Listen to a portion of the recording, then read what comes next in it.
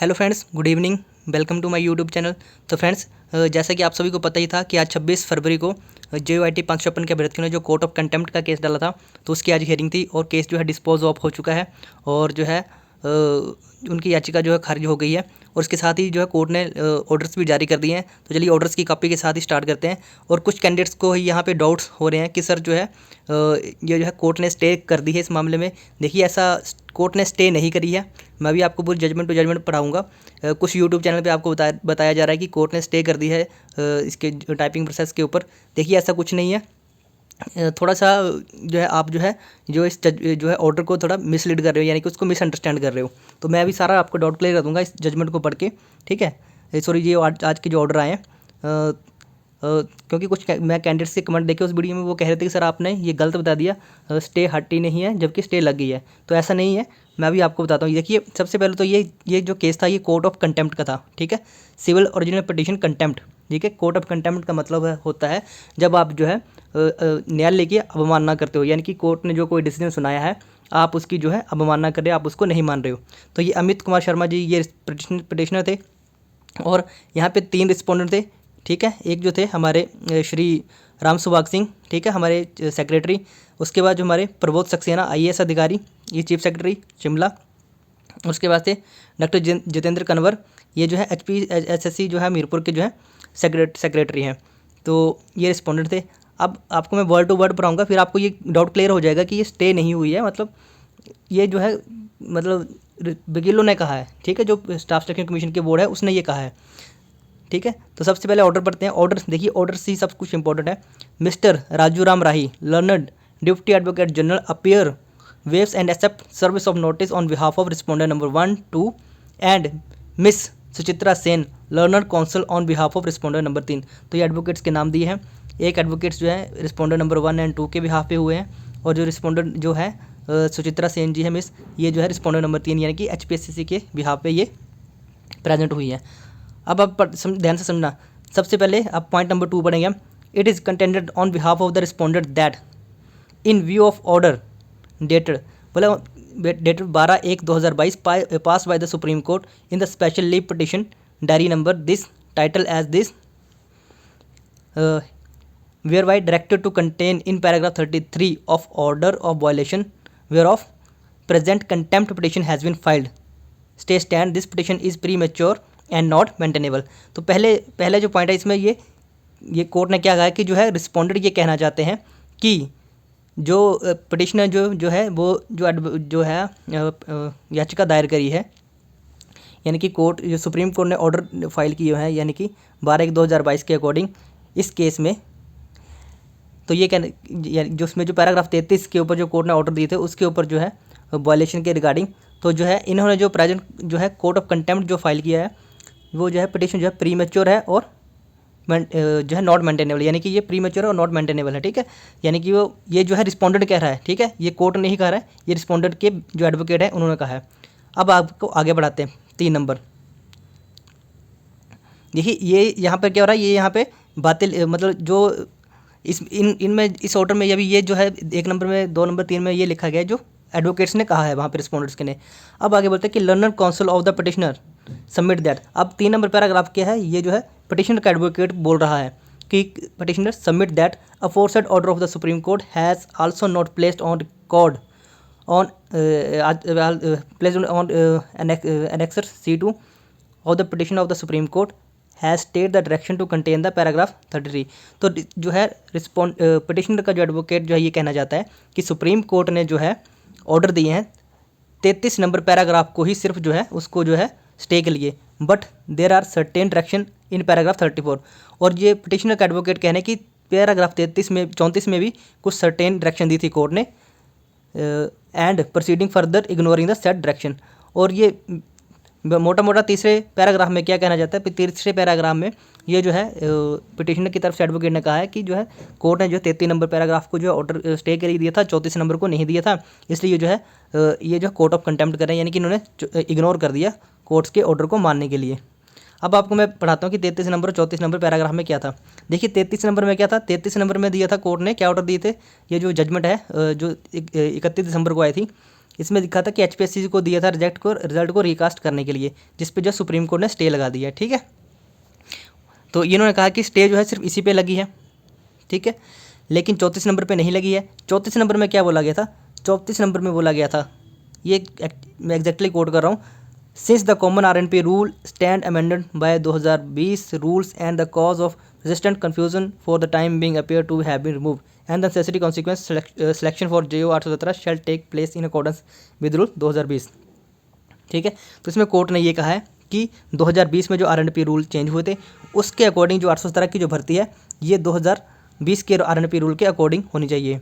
ठीक है, however the selection process shall not included the selection for the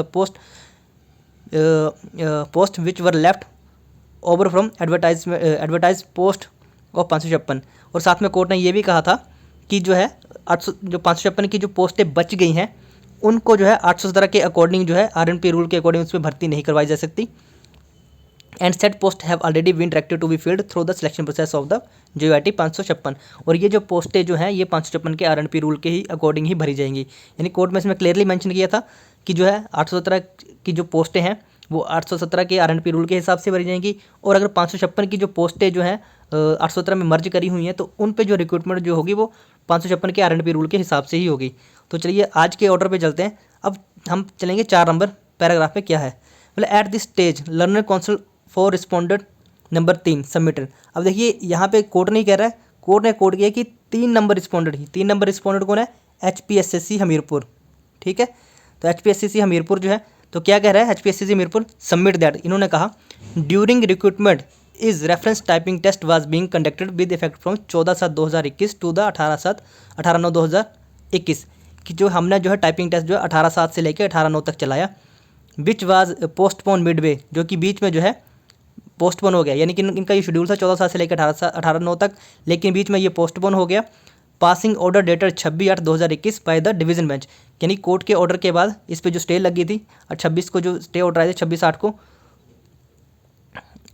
end after passing the order dated 31/12/2022। और फिर ये जो है रिस्पोंडेंट नंबर 3 के ही वकील कह रहे हैं, ये कोर्ट नहीं कह रहा, ये 3 नंबर वकील ने कहा है, इसको कोर्ट ने कोर्ट किया हुआ है, कोर्ट किया है, ये वो कह रहे हैं कि जो 31/12/2021 को जो है ऑर्डर दिए थे CWP नंबर, इसमें typing test of remaining candidate has been rescheduled and furtherance there to the HP staff selection commission has only propose to conduct typing test of remaining candidate. ठीक है, तो इसमें जो है जो HPSCC हमीरपुर के वकील ने कहा है कि हम जो है कोर्ट ने जो 31/12/2021 को जो ऑर्डर दिए थे उसके बाद जो हमने जो है जो रिमेनिंग कैंडिडेट बचे हैं उनका जो हम टाइपिंग प्रोसेस जो है करवा रहे हैं विद फर्दर डिसीजन और साथ में इन्होंने ये भी डिसीजन लिया with further decision that no further action with respect to recruitment process shall be taken till order passed by supreme court. ये जो है रिस्पोंडेड यानी कि HPSCC के वकील ने कहा है कि हम जो है सिर्फ टाइपिंग टेस्ट ही कंडक्ट करवा रहे हैं और आगे रिक्रूटमेंट प्रोसेस पे कोई भी फर्दर हम जो प्रोसेस नहीं करेंगे जब तक कि सुप्रीम कोर्ट का ऑर्डर नहीं आ जाता। And even result of typing test is not to be declared and the commission shall comply the order judgment pass by the court और अटेनिंग फाइनलिटी। ठीक है, और साथ में उन्होंने ये कहा क्या है कि बोर्ड जो है सिर्फ टाइपिंग टेस्ट का रिजल्ट भी, यानी कि बोर्ड के वकील ने ही कहा कि वो टाइपिंग टेस्ट का रिजल्ट अभी डिक्लेयर नहीं करेगा जब तक कि जो है कोर्ट के फाइनल ऑर्डर नहीं आ जाते, ये केस जो अपने अंतिम स्टेज तक नहीं पहुंच जाता। तो इसी पॉइंट्स को लेकर कुछ यूट्यूब चैनल ने कोर्ट किया कि कोर्ट ने स्टे दे दी। देखिए कोर्ट ने नहीं कहा, ये एडवोकेट्स ने कहा है, यानी कि HPSCC हमीरपुर खुद ही मान रहा है कि वो सिर्फ अभी टाइपिंग टेस्ट ही करवा रहे हैं, वो फाइनल रिजल्ट नहीं दे रहे हैं। ठीक है, फाइनल रिजल्ट नहीं दिया उन्होंने, वो कह रहे हैं कि हम सिर्फ जो टाइपिंग टेस्ट करवा रहे हैं, फाइनल रिजल्ट जो अभी हम नहीं देंगे टाइपिंग का, वो हम देंगे कोर्ट के सुप्रीम कोर्ट के फाइनल ऑर्डर्स के बाद देंगे। ठीक है, अब ये है, ये जो मेन पॉइंट है ये है कोर्ट की जजमेंट है। ठीक है, ये कोर्ट की जजमेंट है। ये ऊपर जो थे वकीलों के पॉइंट थे, जो सभी वकीलों के रिस्पोंडेंट नंबर 1, 2, 3 और जो एप्लीकेंट थे उनके सुने, और उसके बाद कोर्ट का कंक्लूजन ये है, इन view of above statement of learner counsel for the respondent number 3। ठीक है, तो रिस्पोंडेंट नंबर जो है 3 की जो है कोर्ट कहता है, कोर्ट देखो क्या कहता है कि in the above statement of the learned counsel for the respondent number 3 nothing survives to be adjudicated in this petition, कि इस पिटिशन में कुछ भी न्याय संगत नहीं है, यानी कि कुछ भी जो है इसमें देखने लायक नहीं है। कोर्ट ने कह दिया कि इस पिटिशन में कुछ भी ऐसा नहीं है जिसके ऊपर कोर्ट जो है अपना डिसीजन दे। Otherwise also it is expected from the respondent not to disobey और violate rather to avoid by direction of the court. और साथ ही कोर्ट ने ये कहा है कि कोर्ट ये आशा करता है कि जो है रिस्पोंडेंट जो है कोर्ट के जो है ऑर्डर्स को डिसअवॉय नहीं करेंगे और ना ही उनको वॉलेट करेंगे। ठीक है। Accordingly petition is close and dispose of along with the pending application, और इसको जो डिस्पोज ऑफ कर दिया। यानी कि कोर्ट ने नहीं कहा कि प्रोसेस को रोको, ये जो है वकील ने कहा है कि हम जो है HPSC से हमीरपुर बोर्ड के वकील ने खुद ही कहा है कि हम जो है अभी सिर्फ टाइपिंग टेस्ट ही करवा रहे हैं। टाइपिंग टेस्ट करवाने के बाद हम फाइनल रिजल्ट नहीं देंगे, फाइनल रिजल्ट हम देंगे जब सुप्रीम कोर्ट का जजमेंट आ जाएगी। तो ये बेसिकली क्या था, कोर्ट ऑफ कंटेम्प्ट का केस था। कोर्ट ऑफ कंटेम्प्ट के लिए केस डाला होता तो कोर्ट ने ये पाया, हाई कोर्ट ने, कि इसमें कोई भी कोर्ट ऑफ कंटेम्प्ट का केस नहीं बनता है। इस कोर्ट जो है रिस्पोंडेंट नंबर 1, 2, 3 की जो दिल्ली थी उनसे सेटिस्फाई है और कोर्ट ने कोई भी स्टे नहीं दी है। अभी के लिए इसमें कोई स्टे नहीं दिया। टाइपिंग जिनकी हो रही है वो आगे होगी। टाइपिंग के बाद रिजल्ट नहीं आएगा। रिजल्ट क्यों नहीं आएगा? क्योंकि वो रिजल्ट नहीं निकालने का डिसीजन खुद जो है HPSC हमीरपुर ने खुद ही लिया है कि वो रिजल्ट जो है टाइपिंग का रिजल्ट जो है वो सुप्रीम कोर्ट की जजमेंट के बाद ही निकालेंगे। ये देखिए इसमें जो ये जो है रिस्पोंडेंट नंबर 3 जो है ना, मैं आपको दिखाता हूँ। ये जो रिस्पोंडेंट नंबर 3 जो है ये पैराग्राफ नंबर 4 में दिया है, at this stage learner counsel for the respondent number 3 submitted that. तो इसमें जो 3 नंबर के जो एडवोकेट है उन्होंने जो सबमिट किया है ये कोर्ट उसको ही कोड कर रहा है। और इन्होंने खुद ही कोड किया है HPSC ने कि हमने जो है अभी सिर्फ typing test remaining candidate for the further decision. ठीक है, कि हमने जो है HPSC staff selection commission has only propose to conduct, कि HPSC स्टाफ सिलेक्शन कमीशन ने अभी सिर्फ जो है टाइपिंग टेस्ट को करवाने का डिसीजन लिया है विद फर्दर डिसीजन दैट। और साथ में उन्होंने कोर्ट HPSC ने ये भी डिसीजन लिया है that further action with respect to recruitment process shall be taken till further order passed by the Supreme Court। और जो HPSC ने साथ में ये भी डिसीजन लिया कि जो फर्दर जो है डिसीजन होंगे रिक्रूटमेंट प्रोसेस को लेके वो सुप्रीम कोर्ट के ऑर्डर्स के बाद लिए जाएंगे। And even result of typing test is not be declare. और साथ ही जो हम जो है अभी के लिए जो हम टाइपिंग टेस्ट का रिजल्ट डिक्लेयर नहीं करेंगे। The commission shall comply the order. ठीक है, जो है कमीशन जो है मतलब कोर्ट्स के ऑर्डर मान रहा है। तो बेसिकली ये जो है एडवोकेट्स ने कहा है, खुद ही उन्होंने एडमिट किया है कोर्ट में। तो कोर्ट ने इसमें कोई भी देखा, कोर्ट सेटिस्फाई हो गया। कोर्ट को नहीं लगा कि डिसओबे होता है। डिसओबे देखो तब होता जब कमीशन खुद कहता, कमीशन के वकील कहते हैं कि हम जो है टाइपिंग भी करवाएंगे और हम रिजल्ट भी निकाल देंगे। तो अभी जो है सुप्रीम कोर्ट में मामला है, सुप्रीम कोर्ट में मामले के बाद ही इसके ऊपर डिसीजन आएगा।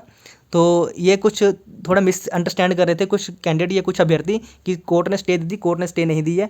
ये कोर्ट ने जो है एडवोकेट्स की वर्डिंग को कोट किया है। कुछ यूट्यूब चैनल भी बता रहे हैं कि इसमें स्टे हो गया, ऐसा कुछ नहीं है, स्टे नहीं हुआ है, प्रोसेस कंटिन्यू होगा।